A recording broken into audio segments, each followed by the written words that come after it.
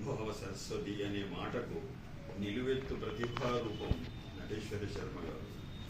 మరి వారితో నాకున్న దాదాపుగా 3-4 దశాబ్దాల పరిచయం. వారి పాలివాళ్ళు ఎవరైతే ఉన్నారో వాళ్లకు మాకు మాటలు లేని తరుణంలో ఈయన నాకు పరిచయం అయ్యాడు. పరిచయం అయిన తర్వాత మాకు స్నేహంగా ఉండడం, చేయడం, మాట్లాడడం అది చేసేది. కొంతకాలం తర్వాత అన్నాడు, చందంలో నేను ఎవరో తెలుసా అని అన్నాడు. నాకు మీరు కామారెడ్డి వాళ్ళని తెలుసు అంటే, మీకెవరైతే శత్రువులు ఆ శత్రువులకు నేను బంధువును అన్నాడు ఆయన అన్నమాట. సార్ ఒకవేళ అట్లా రిలేషన్షిప్ అయితే నాకు వాళ్ళు కూడా శత్రువులు కదా సార్, మీ ద్వారా వాళ్ళు కూడా నాకు కూడా బంధువులు. ఆయన ఆ మాటకు కరిగిపోయి, అంటే శత్రుత్వాన్ని కూడా మరిపింపజేసేటటువంటి వ్యక్తి. ముఖ్యంగా ఇవాళ ఈ కార్యక్రమం చేసుకోవడము ఎంత విషాదకరమైనది అంటే భయంకరమైన విషాదంలో భయంకరమైనది. నిన్న సార్తో మాట్లాడుతూ, చంద్ర సార్ మరి ఏం చేద్దాం ఇట్లా ఉన్నదంటే, మా ఇంట్లో చేద్దాం లేకపోతే ఆఫీసులో చేద్దామన్నారు. అప్పారావు గారి కార్యక్రమం కూడా ఇక్కడే ఏర్పాటు చేశాము. దానికి వారు ఆమోదించినందుకు పెద్ద మనస్సుతో కుమార్ శర్మ సార్ వారికి మనస్ఫూర్తి కృతజ్ఞతలు ముందు తెలియజేసుకుంటున్నాను. ఇప్పుడు పరిస్థితి ఏమైందంటే, డాక్టర్ కాసర నరేశ్వర సార్ అన్నట్టుగా, కుమార్ శర్మ సార్ అన్నట్టుగా కూడా రాను రాను రాను నిజామాబాద్కు సంబంధించి సాహితీ సాంస్కృతిక కార్యక్రమాలు భీకరంగా తయారవుతుంది. ఒకవేళ పోతే నిన్న నాకు కూడా అనిపించింది, రేపు పరిస్థితి ఎట్లా ఉంటుందంటే, మీరు మీటింగులు పెట్టకుంటే ఏముంటామా సార్, ఎట్లాగ పోతాము. కాకపోతే ఏంటిదంటే రానున్న తరాలకు వ్యక్తుల గురించి తెలియాలి. ఎంతసేపు సన్మాన సభలు, మెమంటోలు, శాలువాలకు బానిసలం అయిపోయినాం అసలు. అది తీసేస్తే, నారాయణ రెడ్డి గారు ఒక మంచి మాట అన్నారు, సాహిత్య సభల్లో నుంచి మెమంటోలు, శాలువాలు, పురస్కారాలు తీసేసి సభలు పెట్టండి, కొంత బాగుపడతారు, వినేవాళ్ళు వస్తారు. లేదంటే గేట్లోకి వచ్చే ముందు గేటు దగ్గరనే వాళ్ళకి సన్మానం చేయండి, అయితే ఇటన్నా వస్తారు లేకపోతే అటన్నా వస్తారు అని చెప్పి నారాయణ రెడ్డి గారు అన్నమాట. తీసేయండి, కవులకు లంచాలు అవసరమా అన్నాడు, పండితులకు అవసరము, అర్హులు ఉన్నవాడు. అర్హులని కాదు, అరుగు మీద కూర్చుండే యోగ్యత లేని వాడికి కూడా పురస్కారాలు వస్తున్నవి. నేను ఒక మిత్రుడు అన్నాడు, అంటే చోటా మోటా కవి, మా ఇంటికి వచ్చాడు. ఏమున్నాయి మీ దగ్గర? మా ఇంట్లో దాదాపు 200 మెమంటోలు ఉన్నాయి అన్నాడు. బీరువాళ్ళు నిండా శాలువాలు ఉన్నాయి అన్నాడు. నేను చాలా సంతోషము, నీకు మొత్తం నిన్నే వచ్చినాయా అని చెప్పి ఆయన నొచ్చుకున్నట్టు ఏదో మాట్లాడాడు. చాలా తీసేసి నాన్ని పోయి మిగిలినాయని చెప్పాను. వీటి వల్ల ఏమవుతున్నది అంటే, ఇప్పుడు మన కార్యక్రమం మిత్రుడు ఘనపురం దేవేంద్ర గారు చేశారు. ఎంతమందికి ఇంటిమేషన్ ఉన్నదో తెలియదు.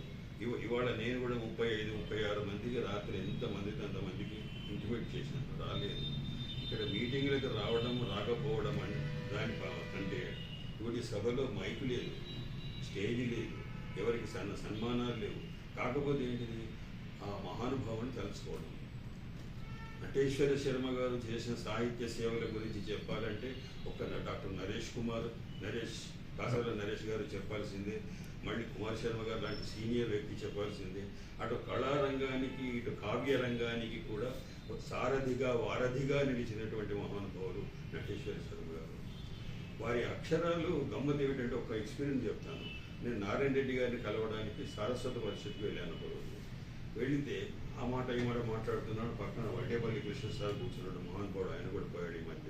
కూర్చున్నాడు, మాట్లాడుతుంటే ఎటు వచ్చిందో చందన అంటే, నేను ఇట్లా వేరే పని వచ్చిన సమస్య ఉందని దర్శనం చేసుకుని పోదామని వచ్చిన అన్న తర్వాత, ఆ టేబుల్ మీద ఉన్న నటేశ్వర శర్మ గారు నారాయణ రెడ్డి గారికి రాసినటువంటి కవర్ ఉన్నది అక్కడ.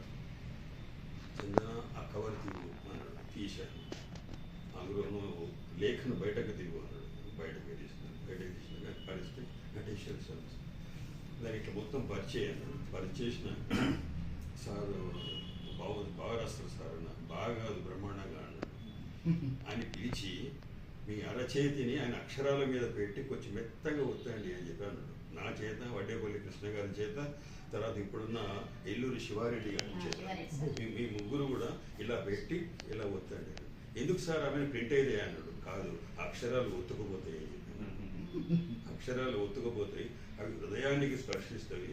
అవి ఏం అక్షరాలు అని చెప్పి ఇట్లా పెట్టి ముగ్గురి చేత కూడా చేసాడు. చేసిన తర్వాత చందన ఉత్తరం బయట చదువు అన్నాడు. ఆయన 2 పేజీల ఉత్తరం అది. ఆ 2 పేజీల ఉత్తరాన్ని బయట గంటిగా నా కోసం చదువుకు, స్టేజీ మీద సభలో చదువుతున్నట్టు చదువు అన్నాడు. ఆ సభ అక్కడ 3-4 వేరే వాళ్ళు కూడా ఉన్నారు. గట్టిగా చదివి వినిపించిన తర్వాత అది ఉత్తమమైనటువంటి కావ్యమా అని అన్నాడు. అంటే ఆ నటేశ్వర శర్మ గారికి ఈ విషయం చెప్తే ఆయన తప్పని కళ్ళకి నీళ్ళు వచ్చినాయి. సార్ నేను ఆ రోజు వెళ్ళిన సార్ ఇట్లా అన్నాడు, మీ ఉత్తరాన్ని ఇట్లా ఒత్తేవరకు విడిచిపెట్టలేదు సార్ అని చెప్పాను. అది ఇద్దరు గొప్ప విషయము అని చెప్పి, ఇది నారాయణ రెడ్డి గారికి నటేశ్వర ఇద్దరు నాన్నలు వాళ్ళ ఉన్న అనుబంధం అలాంటిది. ఇంకొకసారి నటేశ్వర శర్మ సార్ తోటే నారాయణ రెడ్డి గారి దగ్గరికి పోయిన తర్వాత నటేశ్వర శర్మ సార్ ఒక మంచి మాట అన్నాడు. అంటే మేము అక్కడ ఏదో మాట్లాడుకొని బయటకు వచ్చిన తర్వాత, చందన్ నువ్వు ఆయన నాన్నని పిలుస్తున్నావు, ఆయన నేను చందనాన్ని పిలుస్తున్నాడు, ఈ అనుబంధం బాగుంది కానీ నేను ఆయన తినేసేటట్టు చూస్తున్నాడు అని చెప్పాను. అంటే అక్కడ ఒక మాట ఏమన్నాడు అంటే, గొప్ప విషయం అంటే నారాయణ రెడ్డి సార్ చెప్పిన మాట సార్ సత్యంగా అక్షర సత్యం చెప్పుకుంటున్నాను సార్. నమస్తే సార్. చందన్ మిమ్మల్ని బాగా అభిమానిస్తాడు సార్ అని నటేశ్వర సార్ అభిమానిస్తాడు. ఏ జన్మలో తప్పిపోయిన నా సుపుత్రుడు నేను అభిమానిస్తాను కదా అని అన్నాడు. ఇదే మాటకు అనుబంధంగా కరెక్ట్గా ఏమిటంటే జూన్ 12 నాడు నారాయణ రెడ్డి గారు పోయారు. నేను మే 28 నాడు సరస్వత పరిషత్ మీటింగ్ అటెండ్ అయ్యాను.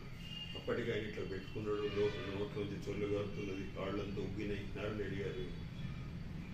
అయితే రాములు ఆయన డ్రైవరు ఆయన అన్నాడు, అయ్యా చందన్ సార్ వచ్చాడు నిజామాబాద్ నుంచి అని చెప్పి దగ్గరికి పోతే ఏమన్నా డాక్టర్ రాములు కాబట్టి చొల్లు చూపిస్తున్నాడు, బాగున్నాడు, నువ్వు నన్ను ఇంత పిచ్చిగా అభిమానించినవు చందన్, నేను నీకేం చేయలేకపోయినా నీకేం కావాలా అన్నాడు. నేను మీరు ఆరోగ్యంగా ఉండడం కావాలి సార్, నాకు నేను మీరు అనుకొని బతుకుతున్నా, నాకేం కావాలి సార్ అని చెప్పాను. నీకేం చేయలేకపోయినా అన్నాడు. ఈ మాట అన్న తర్వాత అక్కడ చెన్నై సార్ ఉన్నాడు. చెన్నై సార్ సన్నగానే ప్రొనౌన్సియేషన్ అర్థమైంది లేదు. ఒకప్పుడు ఆ ప్రొనౌన్సియేషన్ కోసం నిజామాబాద్ నుంచి పరిగెత్తుకు వచ్చినావు కదా, ఇప్పుడు ఆయన మాట కరువు అయిపోతున్నది, ముద్ద వస్తుంది మాట, అక్కడ ఉండలేకపోయాను. ఆ రోజు నటేశ్వర శర్మ గారి అక్షరాలను ఒత్తింపజేసిన తర్వాత నేను ఆ పుస్తకం చందనాగ్ని పుస్తకం ప్రింట్ చేసేటప్పుడు నారాయణ రెడ్డి గారు లేరు. అప్పుడు ఆయన ఉన్నప్పుడు నాకు బుద్ధి కొట్టలేదు. నన్ను ఆ స్థానంలో మీరు రాయండి సార్ అని నటేశ్వర శర్మ గారికి నేను ఫోన్ చేసి రిక్వెస్ట్ చేసి రాసాడు. ఆయన బుక్ ప్రింట్ అయ్యి హైదరాబాద్ పోయినప్పుడు ఆయనకు అందజేస్తే ఆయన అన్నమాట ఏంటంటే, నాకు ఏ స్థానం ఇచ్చినావు చందనాగ్నిలో, నారాయణ రెడ్డి గారు ఉంటే నువ్వు అక్కడనే వేస్తుండే ముందు, అది నాకు ఒకవేళ నా చేత రాయించుకోకున్నా ఎక్కడో ఉంటుండే, ఆయన లేడు కాబట్టి నాకు నారాయణ రెడ్డి గారి స్థానాన్ని కల్పించినావు అని చెప్పి ఆనందపడ్డు. మేము వెళ్ళినప్పుడు నన్ను ఫస్ట్ ఆయననే ఉంచిన, తర్వాత నారాయణ రెడ్డి గారి కూతురుతో కూడా రాయించిన. ఈ ఐడియా నీకు ఎందుకు వచ్చింది అన్నాడు సార్. నారాయణ రెడ్డి సార్ ఉంటే ఆయనతో 4 పేజీలు కాదు 10 పేజీలు రాయించుకుంటుంటే నేను, కాబట్టి ఆయన ఇంటి నుంచి సింగిరెడ్డి వారి ఇంటి నుంచి ఆయన కూతురు చేత రాయించుకున్నాను, బలవంతంగా రాయించుకున్నాను. వేసుకున్నాం. అది ఎక్కడ వేసినాము, నటేశ్వర శర్మ సార్ ముందు మాట తర్వాత ఆమె వేసుకున్నాను. ఆయన అన్నాడు, నాకు నారాయణ రెడ్డి గారి స్థానం ఇచ్చినాము అన్నాడు. తర్వాత ఆమె లోపల ఒక కవిత రాశాను నేను, ఆయన అక్షరాల మీద పుస్తకంలో ఉంది. ఆ పుస్తకం మొన్న హైదరాబాద్ వెళ్ళినప్పుడు చాలా సంతోషించింది. నా అక్షరాలు ఈ కావ్యంలోకి చేరి శాశ్వతత్వాన్ని నువ్వు కల్పించినని చెప్పాను. అదొకటి అనుభూతి. రెండవది, ఆయన అక్షరాలను నేను కాపీ కొట్టే ప్రయత్నం చాలా చేశాను, అది నాకు రాలేదు. ఆయన అన్నాడు, దగ్గర చందన్ నీ అక్షరాలు కూడా బాగుంటాయి, కాకపోతే సాధన చేయలేదు. సాధన అంటే అది సాధన చేసిన వచ్చేది కాదు, ప్రాప్తం ఉంటేనే వస్తుంది. ఆ రైటింగు అది శర్మ అని రాస్తే అది రాకు మావతి ఇట్లా బట్టి ఇట్లా 2 చుక్కలు పెడతాను. ఒక చిన్న విషయం మధ్యలో ఆప్షన్ ఇదే మాట మీద, ఇప్పుడు ఇలాంటి సభలు పెట్టినప్పుడు ముందర పత్రికే ముందర రాసేస్తాడు అలానే వాడు. ఆ రాసేటప్పుడు నేను అబ్జర్వ్ చేస్తూ మనవాడి ముత్యాల కోవ అంటారు. ముత్యాల సరాలని నేను ముత్యాల సరాలాగా అలాగే తన అక్షరాలు అంత ఉద్దికగా చాలా గొప్పగా ఉంటాయి అన్నమాట చంద్రరావు. అంచేత ఏంటన్నమాట అంటే ఆయన మహానుభావుడు. ఆయన ముందు ఎవరు సరిదూగేవాళ్ళు, కానీ ఏంటంటే ఒకళ్ళు చూస్తే ఇంకొకళ్ళు నేను కూడా తయారవ్వాలని ఒక విధమైన ఇన్స్పిరేషన్ కలుగుతుంది. అలాంటి ఇన్స్పిరేషన్ తోటి మనవాడు ఎంత గొప్పగా రాస్తున్నాడేమో అనిపిస్తుంది. మన అంత్యక్రియలప్పుడు కూడా సార్ మనం ఒక ఆయన వేసిన అలంకరణ తర్వాత శవానికి అలంకరణ తర్వాత వేసిన మొదటి దండ ఫస్ట్ మన నిజామాబాద్ నుంచి తీసుకుపోయిన దండనే వేసిన మొదటి దండ. ఇట్ట వేళ్ళు రెండు కట్టేసింది ఆయన బట్ట వేళ్ళతో కాళ్ళకు ఇట్లా కట్టేది. నేను అక్కడ నిల్చున్నంతసేపు ఈ కుడి చేతి వేళ్ళను చూసుకుంటూ కూర్చున్నాను. ఇవి ఎన్ని అక్షరాలు రాసిండు, ఈ వేళ్ళనన్నా మనం తీసుకోకపోతే ఈ వేళ్ళన వారసత్వంగా రాకపోయా ఆ వేళ్ళను అబ్జర్వ్ చేసుకుంటూ ఎంతసేపు గమనించిన అంటే ఎటువంటి అక్షరాలు అవి ఎటువంటివి అంటే ఒక్కటి సార్ ఆయన నటేశ్వర గారు ఒకవేళ కామారెడ్డి కాకుండా ఏ నెల్లూరు సైడు కనుక పుట్టి ఉంటే ఇంకా గొప్ప ప్రచురం. ఒకవేళ నన్నయ్య తిక్కన కామారెడ్డిలో పుట్టి ఉంటే అనుకుందాం సార్. అంటే ప్రాంతాన్ని బట్టి ఒకటి ప్రతిభ వేరు, ప్రతిభ ఎక్కడన్నా వస్తుంది, కానీ ఆయనకు రావాల్సినంత రాలేదు. నాకు సంతోషకరమైన ఏముంది అంటే గురుగారు ఈ ఆధునిక యుగంలో గజం జాగా కొరకు తన్నుకునే రోజుల్లో గజారోహణ చేసినటువంటి గనులు వారి ఇది ఒకటి.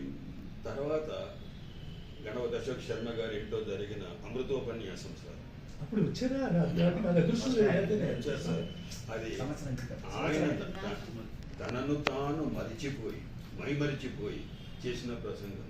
నేను ఆయన ప్రసంగాలు చాలా సభల్లో విన్నాను, కానీ అటువంటి సభ మాత్రం ఎక్కడ దొరకదు సార్.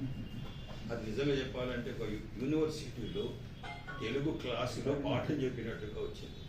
ఆ సభను ఏర్పాటు చేసి నిర్వహించింది అశోక్ శర్మ సార్. దానికి దాదాపుగా 50-55 నిమిషాలు ప్రసంగించింది.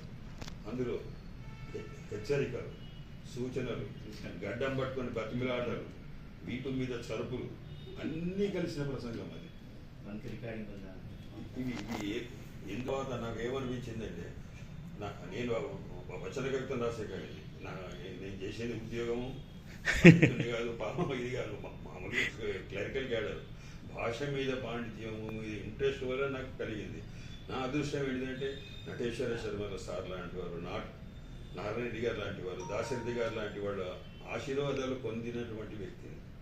అక్షరాలను కూడా సార్ నాకు ఇప్పటికీ కూడా చెప్తున్నాను కదా, రాస్తే ఇట్లా రాయాలి. నాకు చివరిలో ఒక స్తోత్రం పంపించాడు సంకష్ట అని. అది చంద్రానికి రోజు 3 సార్లు చదువు, నీకు అన్ని మంచి జరుగుతాయి అన్నాడు. మరి ఆయనే పంపించిండు, ఆయన అక్షరాల్లో సెల్ ఫోన్లో ఉన్నది, రోజు చదువుతున్నాను నేను, నాకు బాగున్నది. ఇది అనుకుంటున్నాను. ఇది మొన్న ఎంఏ పరీక్షలు రాయడానికి ప్రిపేర్ అయ్యిండు రీసెంట్లీ. ఎంఏ జ్యోతిషం రాయడానికి ఆ కాలేజీలో రాసుకున్న నోట్స్ తీసుకొని ఆ లెక్చరర్ చదువుకున్నాను. శర్మ గారు మీరే వచ్చి క్లాస్ తీసుకోండి అని అన్నాడు. రాసుకున్న నోట్స్ అన్ని ఆ వాళ్ళు చదువుకున్నాను. గురువులకు సైతం పాఠం చెప్పదగినంత స్థాయికి వచ్చినవాడు. తర్వాత ఆయన రాసిన లలిత గీతాలు, ఆయన రాసినటువంటి అక్షరాలు సరే, అక్షర రమ్యత అనేది దాన్ని ఒకవేళ ప్రభుత్వానికి కనుక ఉదార గుణం ఉంటే, మంచి గుణం ఉంటే, ఆ అక్షరాలను పాఠ్యాంశంగా పెట్టి ఈ అక్షరాలను దిద్దించితే ఇంకా గొప్పగా ఉంటుంది. అదొకటి. లలిత గీతాల రచనతో పాటు ఆయన పాడిన పాటలు అమృతుల్యమైనటువంటి పాటలు.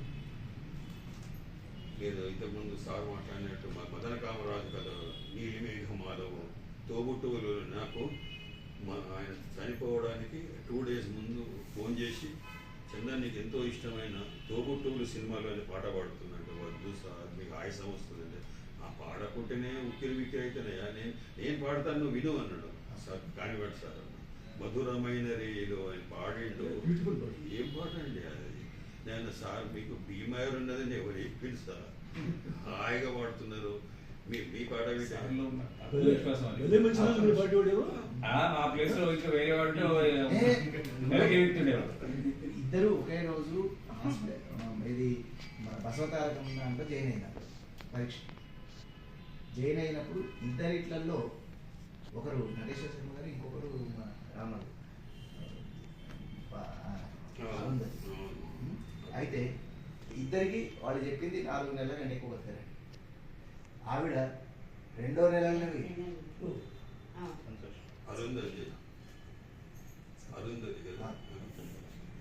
అప్పుడు అన్న అయ్యో నా నరేష్ అన్న కూడా ఇట్లనే ఉండేదని అన్నాను సంతోష్. దానికి కారణం ఈయన కంటే తక్కువ స్థాయి ఐసీయూలు జరగమని హాస్పిటల్ వాళ్ళు నథింగ్, నేను ఇంటనే ఉంటాను. ఆయన స్వయంగా మనం పోయినాడు చెప్పిన మాట కూడా, హాస్పిటల్కి పోతే రోగాలు అంటగడతారు, మనం ఇంట్లో ఉండే ట్రీట్మెంట్ తీసుకోవచ్చు. ఇప్పుడు నేను హెల్తీగా ఉన్నా అని చెప్పాను. కాబట్టి ఆయన పాటగా నడుచుకుంటూ వచ్చిండు సాగనపడానికి లిఫ్ట్ వరకు వచ్చిండు. లిఫ్ట్ వరకు వచ్చాడు. సీత గారికి మంచం మీద ఉండాల్సిన మనిషి మీరు వచ్చి నన్ను నడిపిస్తున్నారు అని చెప్పాను. మరి వద్దు సార్ అన్న, నేను ఆ భావంతో మిమ్మల్ని కింది వరకు వస్తా అని చెప్పాను. వద్దు సార్ మేము లిఫ్ట్లో ఇంకోటి నారాయణ రాసిన ఏ పాడి జాత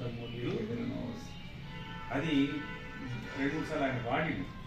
ఒక్కసారి స్పాట్లో నేను వాడినప్పుడు అరుణ కుమార్ మేడం సార్తో చెప్పింటాము, సార్ బాగా వాడింది, బాగా వాడతాడు అని అంటే ఒకసారి నాతో వాడిస్తున్నాం ఎక్కడ ఓరేట స్కూల్. అరుణ్ కుమార్ మేడం కూడా పాడతారా? పాడతారు. వాళ్ళకు వాళ్ళ ఇంట్లో అన్నకు వాళ్ళ ఇంట్లో సంగీత పరిచయాలు ఉన్నాయి. వాళ్ళ ఒక అమ్మాయి మంచి వీణ వాయిస్తుంది, యామిని. ఇంకో అమ్మాయి జాహ్నవి వీణ వాయిస్తుంది, యామిని రాష్ట్రీయ అమెరికాలో ఉన్నది ఎవరు? అమెరికాలో ఉన్నది యామిని. పేరు కూడా ఎంత బ్రహ్మాండంగా పెట్టుకున్నాం. మొదట ఆమె కౌలు, 2వ ఆమె గాంధీ, 3వ ఆమె కానీ ఇక్కడ ఒక్కటే అనుకుంటున్నాను సార్, సభ ప్రారంభంలో శర్మ సార్ ఒక మంచి మాట చెప్పాడు. ఇక్కడ ఆరోగ్యకరమైన వాతావరణం ఉండేది ఒకప్పుడు, అది కాస్త చేంజ్ అయిపోతుంది. నేను నిజంగా ఏం ఎక్స్పెక్ట్ చేసినాను సార్, అందరికి మెసేజ్లు పంపిన తర్వాత నాకు ఇక్కడ పొద్దున్న గుండె గుబేలమన్నది. ఒకవేళ 35 మంది వస్తే ఇక్కడ కూర్చోబెట్టు అని అనుకున్నాను. ఇప్పుడు అనిపించింది కదండి, ఎవరు రాలేదు సార్ అన్నట్టు కదా. అదే పరిస్థితి ఏమవుతుంది, అది ముఖ్యంగా నేను ఏమనుకుంటున్నాను అశోక్ సార్, సీనియర్లు అన్నప్పుడు వెనక ముందు అందరం సన్మాన సభలకు వాళ్ళకి సన్మానం లేకుండా వస్తలేదు, సంతాప సభలకు వాళ్ళకి సంబంధం లేకుండా వస్తలేదు. మరి నువ్వు సన్మాన సభలో మాట్లాడడం తెలియదు, సంతాప సభలో మాట్లాడడం అసలు తెలియదు. అక్కడికి వచ్చిన తర్వాత అట్టపెట్టెలు ఉన్నాయా, టేబుల్ పక్కకు దాంట్లో మెమంటోలు ఉన్నాయా అని చూసుకునే పద్ధతి పోనీ అంటున్నాను. 4 మంచి మాటలు